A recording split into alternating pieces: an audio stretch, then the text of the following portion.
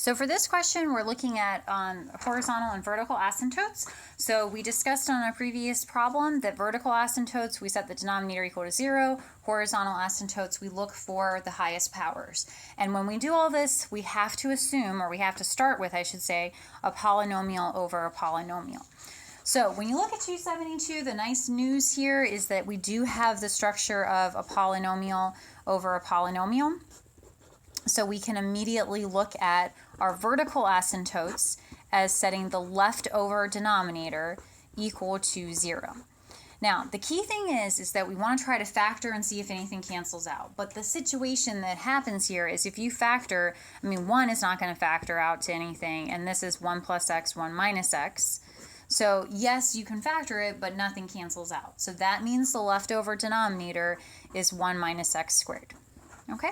Now, you can, of course, solve by factoring. Sometimes what people will do, though, is they'll use the square root method. So if you do that, you would add the x squared to both sides. And again, factoring would be fine, too.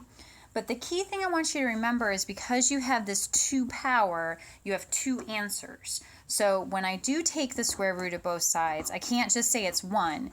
I have to say that it's plus 1 and minus 1. So our vertical asymptotes would occur at x is equal to plus or minus 1. Now, for the horizontal asymptotes, we always think about this h as highest powers. So we are looking for the power in the numerator and the power in the denominator and trying to determine which one is going to win there. So when you look at the function 1, that doesn't really have a power, right? So we have to have an x here. So whenever you have a constant, that will be understood as x to the 0 because x to the 0 is 1. So the power that's understood there is that we have a 0 power. And in the denominator, our highest power is 2 because this 1 constant would have a 0 power, so the highest power would be 2. All right, so we ask ourselves who is winning here. In terms of the powers, the person that's winning is the denominator. So because the denominator wins, as x goes out to infinity or negative infinity, we're getting really, really big in the denominator. So this is going to be a big number in the denominator, and that is going to go to 0.